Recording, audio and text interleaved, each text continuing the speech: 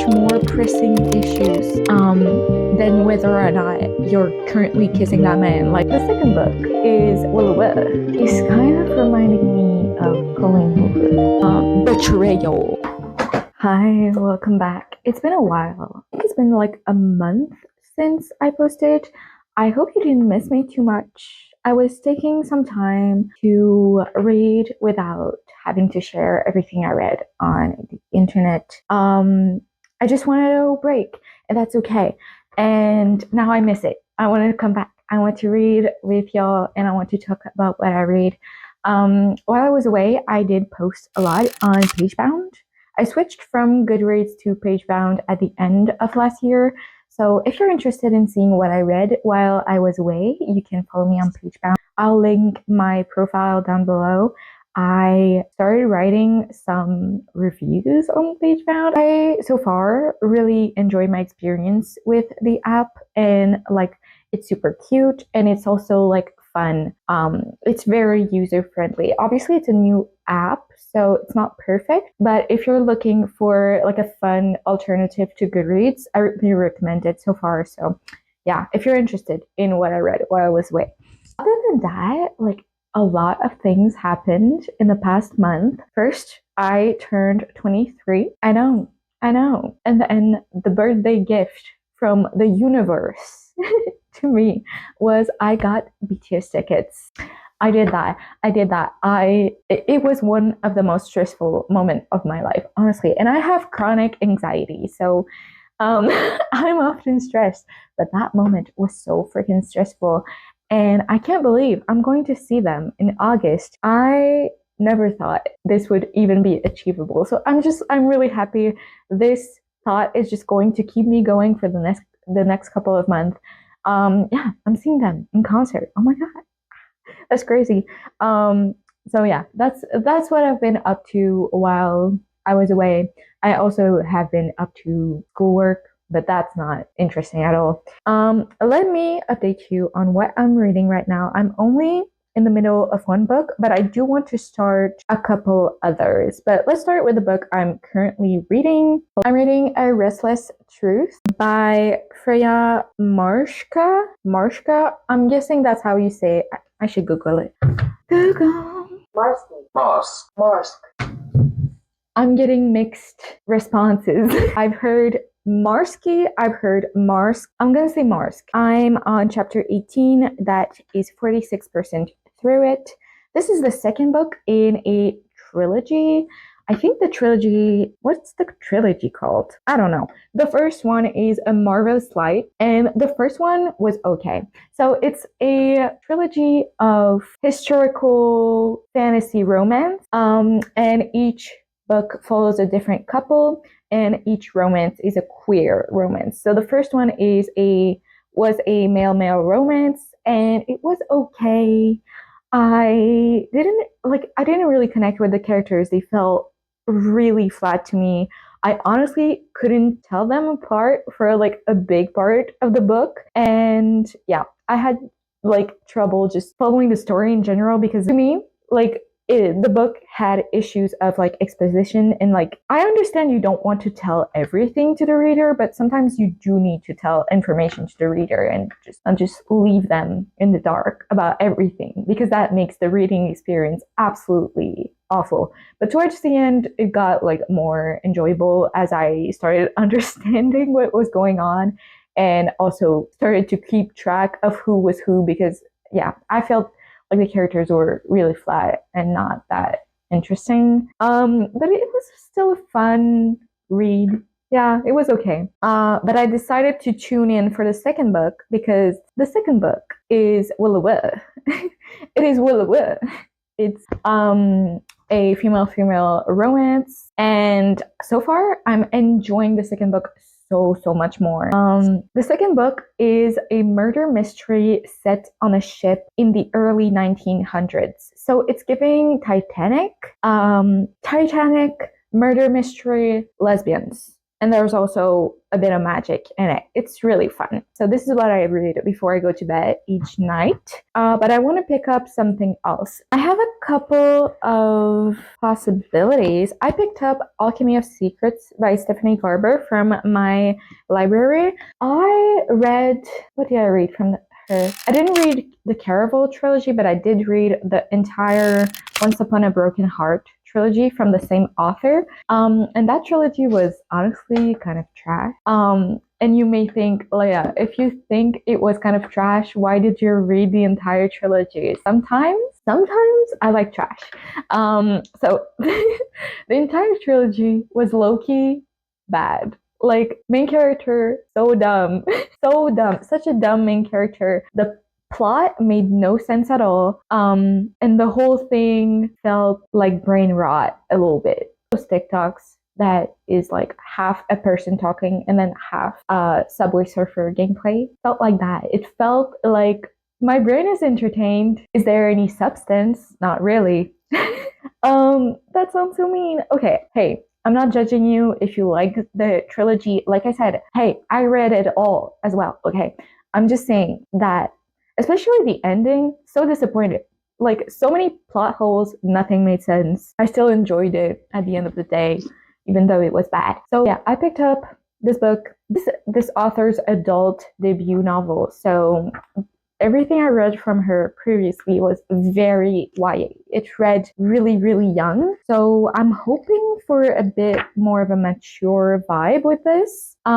This is set at a university, I'm pretty sure.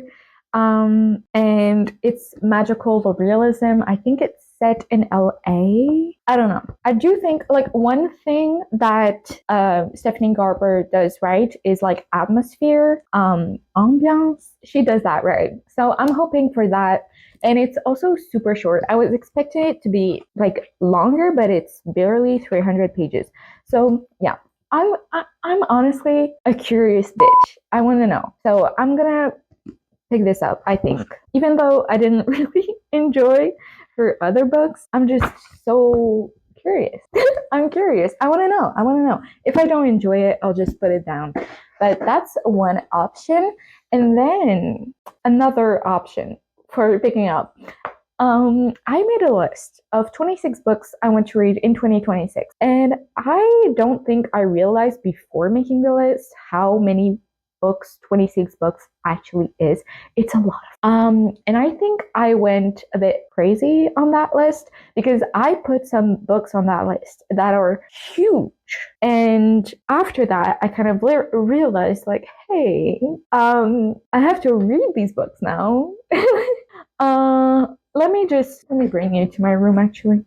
A lot of these books from my list of 26 books to read in 2026 are books that I own because I want to read my physical TBR. And one of the books that I thought I could dive into for the month of February is The Count of Monte Cristo. I have volume 1 and 2 here. One book, but pretty much every French edition of that book that I looked for were separated into volumes. These are really cute though. Like for pocket books, they're really cute.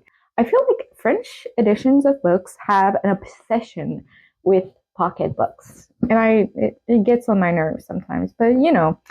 So my first language is French, so it felt wrong to not pick The Count of Monte Cristo in French.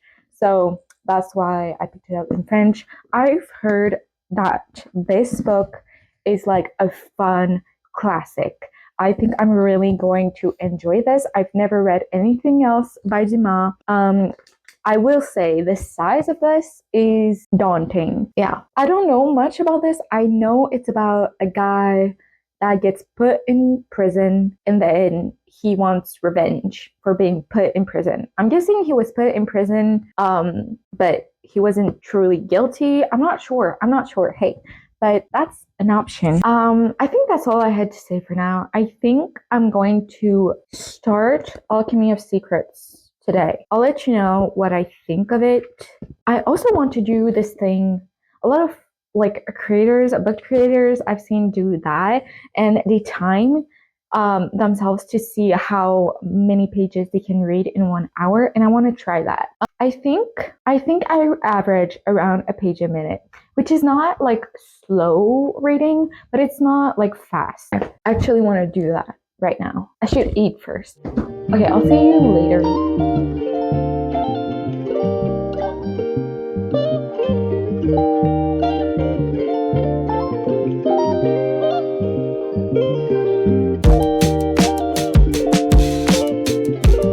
Make a matcha with me while I talk about Alchemy of Secrets. The answer to how many pages can I read in 1 hour with this book is 86, which is a pretty good number, I think. I think I've read this book a bit quicker than the usual pace I read at, just because the writing is extremely quick and snappy.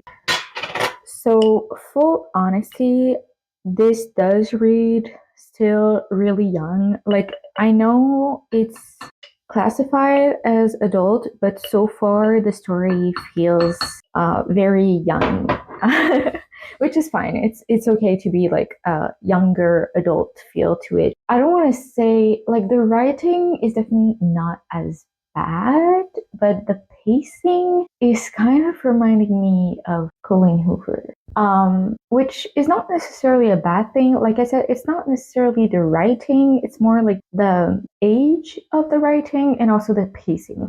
So, like I said, I read 86 pages, and in those pages, so much happened. This pace is incredibly fast. I think this author is finding it impossible to write at a like slower pace, which nothing wrong with a fast-paced book, okay? I'm sounding so like annoyed right now. I'm not that annoyed with this book. Actually, I am enjoying this so far. So we follow Holland. She took a class in undergrad called Folklore 517, which is all about the local myths and legends of LA, Hollywood area. And she really loved that class. The professor is like this whole character of a woman. She's so mysterious, and the class itself is kind of a myth. Like, it's difficult to find it, and it's kind of kept as a secret.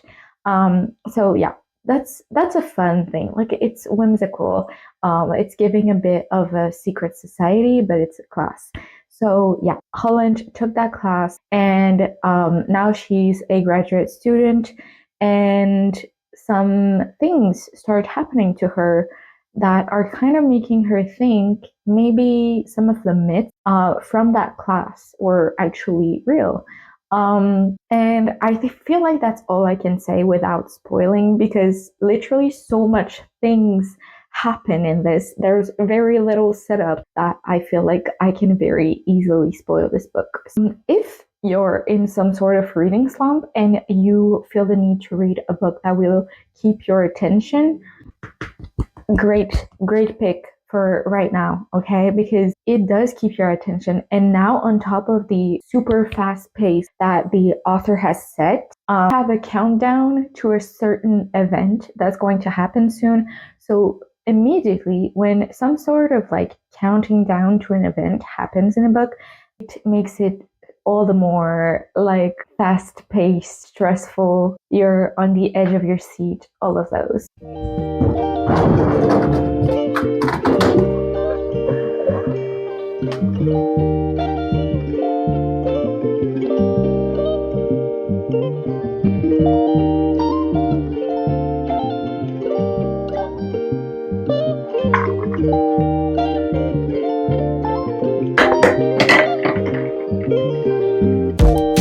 You like my tapestry? I decided to put it up there with all of my gorgeous prints.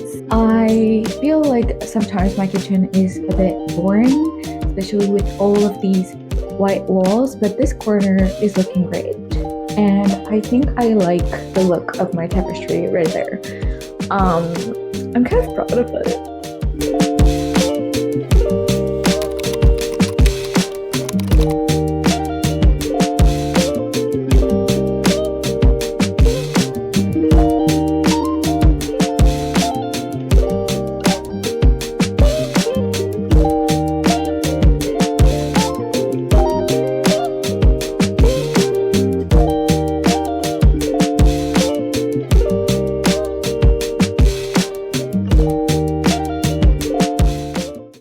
question.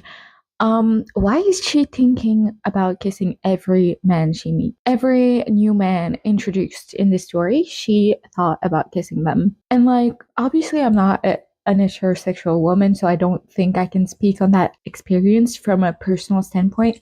I just don't think that in general, men are that attractive. And, I have a lot of straight friends. I don't think they think about kissing every man they meet because a lot of them are ugly. Why are every single man she meets a potential love interest? That's getting on my nerve. Not gonna lie, it's getting on my nerve. There are much more pressing issues than whether or not you're currently kissing that man. Like, can we girl like your life is at stake. Why are we page 88 on the third man she thought about kissing? Like, why is this story so male centric? I don't like it. I don't like it. This is getting on my nerve. It's the next day. I got to page 136 yesterday, and the writing is still not good. This pacing still cannot like take a breather. It's still go go go every single page. Oh yeah, I'm definitely am hooked in the story. I like the whole myths of old Hollywood kind of vibe about this book, like old movies and stuff. But yeah, the writing is definitely really not great, and also the pacing is kind of giving me whiplash because like they cannot take a fucking breather. Also, this main character is getting on my nerve. It's definitely not as bad as the main character from Once Upon a Broken Heart, though. So, hey, beggars can be choosers. Also, I'm choosing to read this book. I could stop any moment. So, all of these complaints, like, my complaints are valid, but also I'm choosing to keep reading this. Like, I could DNF this book any moment. I'm actively choosing to keep reading because I want to know. I am a curious bitch. But yeah, it's not great.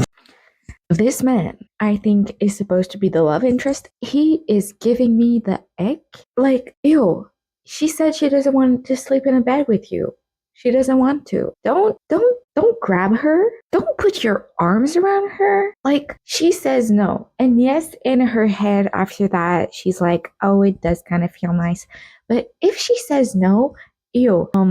This whole scene just icked me out. Fucking weirdo. Fucking creep. I'm actually like grossed out. She says she doesn't want to sleep with you. Not in that way, but also like not physically in a bed with you. Listen to her. Also, not only is he saying like, no, we need to sleep in the same room because I need to keep an eye on you. That would be fair enough. Be a gentleman and sleep on the fucking floor. Don't wrap your arms around her. Don't touch her. Don't force her to sleep in the bed. Disgusting.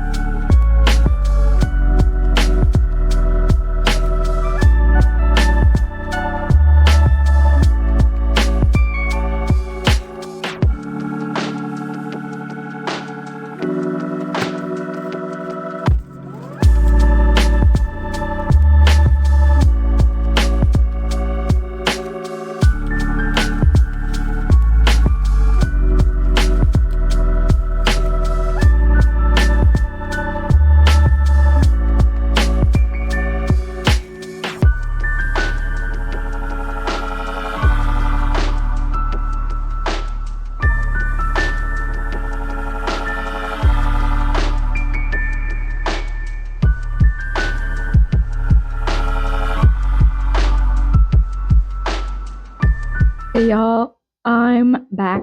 It's a couple of hours later. I went to work, I showered, I'm now clean and moisturized, and I have my tea that my girlfriend made me. So I'm ready to talk about Alchemy of Secrets by Stephanie Garber.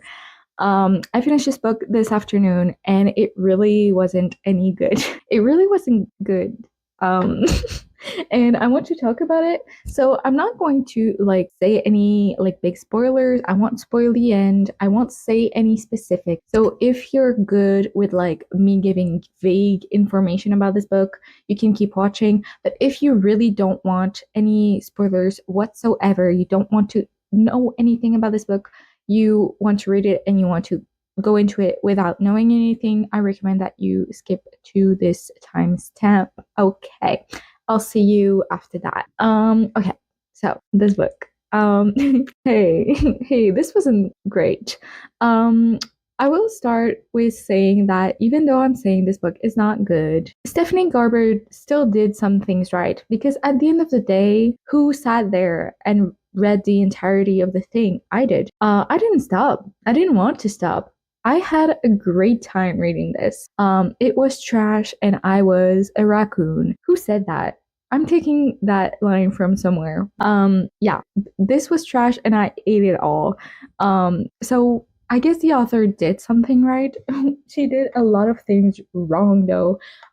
So the whole pacing thing, yes, this book is like go, go, go the whole time and like things are happening constantly. Um, you cannot get a moment to take a breath in this book. I don't think the characters sat down for 2 seconds in the span of like 48 hours. It's really like one of those crazy books that at one point, like the plot twist stopped making sense. If everything is a plot twist, at one point you're like, this is not twisty and turny anymore. It's just dumb. Okay, so nothing is real. Cool. And also the main character was fucking stupid. Um, so she did a thing at the beginning, right, where she meets a guy, and this guy is a stranger, but he's super hot. So she's kind of into him, and she decides to trust him. Turns out betrayal. Should not have trusted that man. Then the girlie meets another man, and he's super hot, and she's like, wait, I could trust this guy, so she trusts him. Betrayal. And then she meets another man, and guess what? The same thing happens over and over again. And I'm so sick and tired. Girl, get up. Like these men. And also, she like it the whole like treasure hunt puzzle solving thing of this, she had it down. Like she didn't need the help of these men. These men literally didn't help her in any way. And yet she, I don't know, she was like convincing herself that she needed their help and she needed someone there with her, like she needed an ally. Girl, don't trust anyone. No one. Especially the hot men. Like, so she really got on my nerve. And then the ending was very underwhelming. For the whole, like the whole thing was so go, go, go and so like twisty and turny and you know, it was so much. And then the ending was just like, hey, I'm sorry, that's all. Like, okay, it's the end now. Okay. That wasn't an exciting end at all. That was very underwhelming. That was kind of sad. Anyways, I read this book. If you want a fun time, sure, go for it. Is it good? No. I'm able to say that I enjoy things that are not good. I enjoy trash reality TV a lot of the time. I can say it's not good, and I still enjoy it a lot. So that was kind of what this book was for me. And then I also read more of A Restless Truth. That's also not going well for me. I'm like 60% through it right now, and this book is so fucking long. It has no business being this long.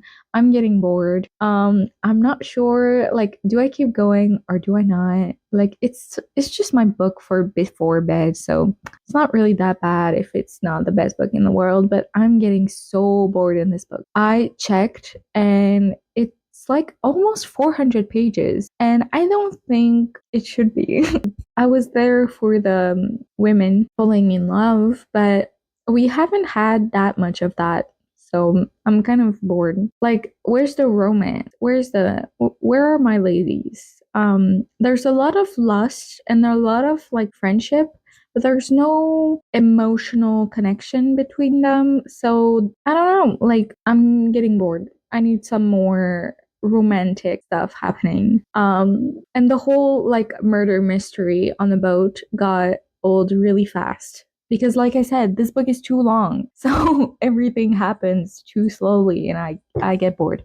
Anyways, so tomorrow I'm thinking of going to the library and bring this book back and also do some browsing and maybe like look around and find something new for me to read because I'm getting like the itch to go book shopping, but I really don't need any new books. And also, like I already own a lot of books that I'm excited to read.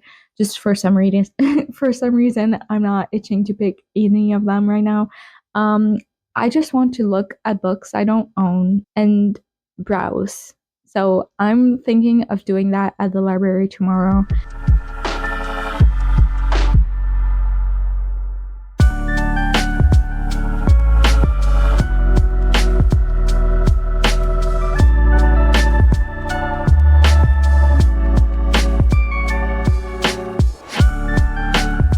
New angle of the apartment unlocked. I don't think you've ever seen this angle from my apartment. I'm back from the library and it was so rejuvenating to go there. I had so much fun just like walking the aisles. There's such a specific ambiance to public libraries. I think a large part of it is the nostalgia because I used to go there a lot as a kid, but just like the ugly carpets, the smell of books, the like I don't know. I love libraries. And like this specific library is super old and really ugly, to be fair. Like the shelves are ugly, everything is ugly. I love it. I don't want it to change. So, library haul, I picked up two books. The first one is Widow's Point by Richard Chismar, N.W.H. Chismar. I believe this is a father and son. This is a found footage type of horror.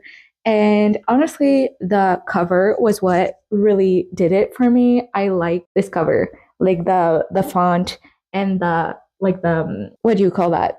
Lighthouse. The lighthouse. I only had the name in French in my head. And the little like recording thing on the corner. Like I love found footage as a concept. Usually I love it as a concept and then in execution I get a little bit disappointed, but I can still hope and dream for the perfect found footage book. And then as I was browsing, I saw 15 Dogs by Andre Alexis. I'm not sure if this is like a French speaker or not, but yeah, Andre Alexis. This is a Canadian author, and I had my eye on this book for a while now. I just never got around to pick it up. Because this won a bunch of prizes. This is like a really well-loved Canadian work. And also the premise sounded really interesting to me. So this book starts from the premise that there was a bet made between the gods Hermes and Apollo. Apollo bets that animals would be even more unhappy than humans are if they were given human intelligence. If they choose to give human consciousness and language to a group of 15 dogs. So we follow these dogs who are now burdened with human consciousness and language, and they are struggling with their identity as dogs because up to then they still only had like the dog the dog in them. They have to deal with this new consciousness that is placed upon them. I think this book could lead to really, really interesting conversations on just what it means to be human, and who has the right to personhood. Just a lot of ethics, I believe, are going to be involved in this because just human consciousness in general is something really like debated. So really happy with the two books I picked. And also, little update. I started reading The Count of Monte Cristo this morning. I read the first 2 chapters, so that puts me at page 54. So this is a really small dent into this, but like I am really enjoying this so far. The first 2 chapters were really fun to read. The writing is really easy to read. I thought I would struggle more with reading in French than I actually do, because this is obviously a classic. The language in it is a bit older than what I'm used to. And also like the rhythm in French is very different to the rhythm in English. Every language has its own rhythm when you're reading. So it takes a little bit for your brain to catch up and to switch to the French rhythm of reading. But once the switch is done, it's like really easy and enjoyable. So yeah, this book sets out, we're following Edmond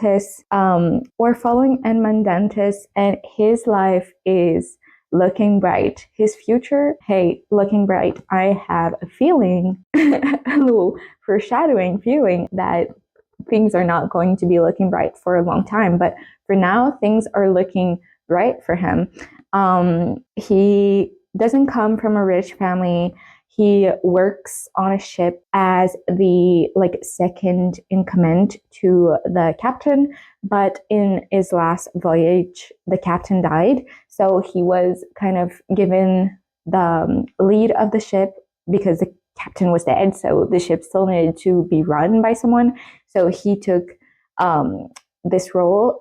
Now that the captain is dead, like obviously he's sad that the captain is dead, but also he's like, oh my God, I may get this job now. And that's like, things are looking up for him. He really wants this employment for his father, especially because his father is an old man, and he doesn't have a lot. And as his son, he loves his dad and he wants to be able to give him a better life.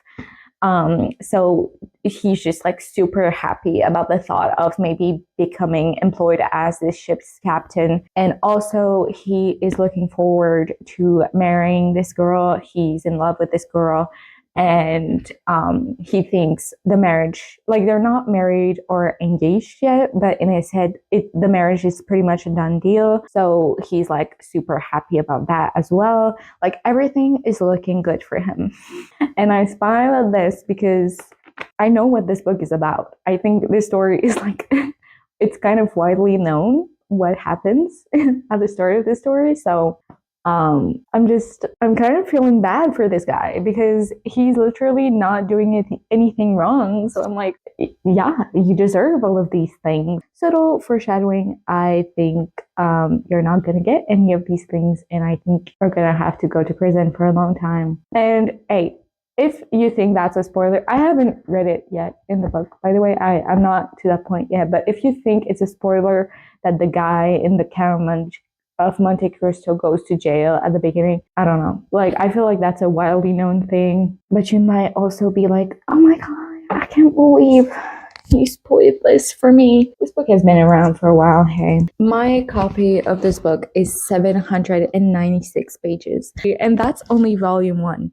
The second volume is over there. So I don't think I'll finish this book in this vlog. I think it's going to be a work in progress throughout the month of February, but I'm thinking I'm going to have a really nice time with this. I just want to take my time and savor it because only the first 2 chapters were like kind of delightful. And I'm really happy I chose to pick this up as my next book, especially after the not so great reading I've been doing lately. After the war, I went back to New York. After the war, I went back to New York. Hey girlies, I'm back. It's Saturday, and this morning I took a decision to DNF a Restless Truth. I realized I did not care. I realized I really did not care, and I did not want to keep reading. So yeah, I did DNF a Restless Truth at 66%. I would like to formally apologize to my community for DNFing book, but I did try my best. I tried my best and I was so bored, guys. I was so bored. I was fucking bored. I could not do it. I could not do it. So yay, DNFing a book. I feel bad. I wanted to love it so much. I wanted to love it. So okay. Today is Saturday. It's my day off. Tomorrow I'm working. So today I really want to lock in and try to challenge myself to read as much as I can. So I really want to focus on my hobbies today and read as much as I can. So I'm going to, like, a little challenge, make it a fun little game, so that I trick my brain into doing it. So I want to keep reading The Count of Monte Cristo. So I got to page 68 of this yesterday. This is barely, it looks like I read 10 pages of this, but I'm still enjoying this. I don't think I've read that much since I've last updated you, but yeah, this main guy has some haters. So many jealous people in his life. I guess he is kind of the original hit girl, kind of. And he has so many haters who want his downfall. I do want to keep reading this, but I also think that if I only read this all day, I'm going to eventually get overwhelmed, tired. This is still like a classic literature book, and I don't want to rush it or read it when my brain is fried. So I want to alternate between reading this, and I also want to pick up A Widow's Point. I think this is going to be like a fun palate cleanser. I'm in the mood for a horror. I also think it's going to read really fast because, like, look at this. There's so much space on the pages. Like, for example, this is an email thread. I don't need to read the email address every time, so it's just going to read really fast. So I'll let you know what I think of my reads. This is going to be the last day of the vlog, so hopefully it will be a good reading day. After the war, I went back to New York. After the war, I went back to New York. I practiced law, Burr worked next door. I'm coming out as a theater kid. After the war, I went back to New York. After the war, I went back to New York.